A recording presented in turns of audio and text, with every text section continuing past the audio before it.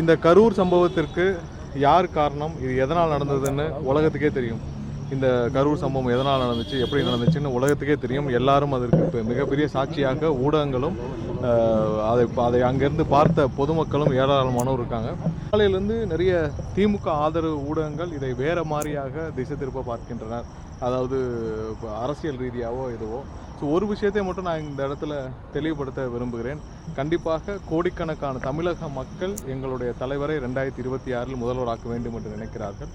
எங்களுடைய தலைவரும் 33 ஆண்டுகளாக அவருடைய மொத்த உழைப்பையும் இன்று கோடிக்கணக்கான மக்களுக்காக அர்ப்பணிக்க இந்த அரசியல் களத்தில் வந்திருக்கிறார். ஒரு விஷயத்தை மட்டும் நாங்கள் மீண்டும் தெளிவுபடுத்திக் கொண்டுகிறோம். எங்களுடைய நிலைப்பாட்டில் எந்த விதத்திலும் எந்த மாற்றமும் இருக்காது. அது ஒரு விஷயம். ஏன்னா இன்றைக்கி திமுக ஆதரவு மீடியாக்கள் நிறைய இடத்துல இதை அரசியல் ரீதியாக மாற்ற முயற்சி செய்கிறார்கள். அதில் நாங்கள் ஒரு விளக்கத்தை கொடுக்க வேண்டும் என்ற கட்டாயத்தில் இருக்கிறோம்.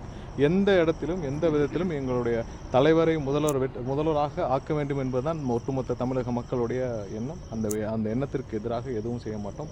எந்த விதத்திலும் எங்களுடைய நிலைப்பாட்டில் எந்த சமரசமும் இருக்காது என்பதை இந்த இடத்தில் தெரிவித்துக் கொள்கிறோம்.